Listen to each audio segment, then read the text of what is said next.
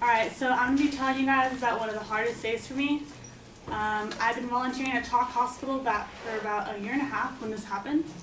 I first started volunteering with the homework club. That was fun, but when I was doing homework with them, I didn't really feel like me being there was making them any happier, and that was why I started volunteering.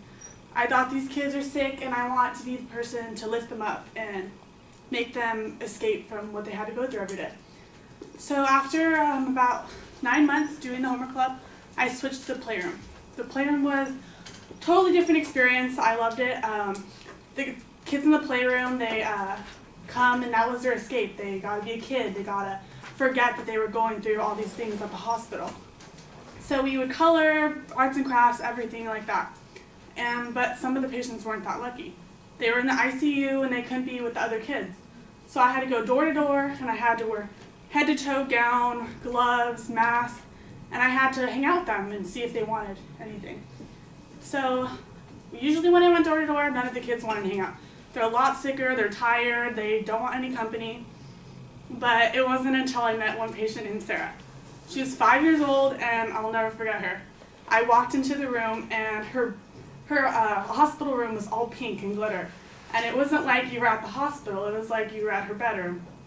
And I remember she grabbed my hand and she took me and she asked me to read a bunch of books. And every time we went there, we read like a ton of books, and we got to the point where we read them over and over again.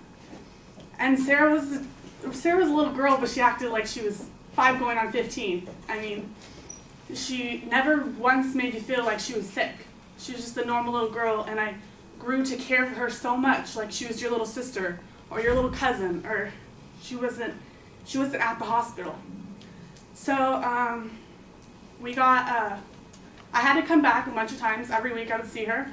She would come in and out. I thought she would get better. She would leave for a while, come back, and I remember one time I walked into her room, and there was a snowflake on her wall made of paper. And I said, "Oh, did you make that yourself?" She said, "No, my boyfriend's mom made it for me." And I said, "You're 5 years old. You shouldn't have a boyfriend." And her mom told me, it's little boy Julian from across the hall, and it's nice that she has somebody that knows what she's going through. So I thought that was really cute. She acted like she was all of that, and I just loved her. But here's where the hardest day came in. I always hoped that she would get better because she would leave, and I thought things were looking good.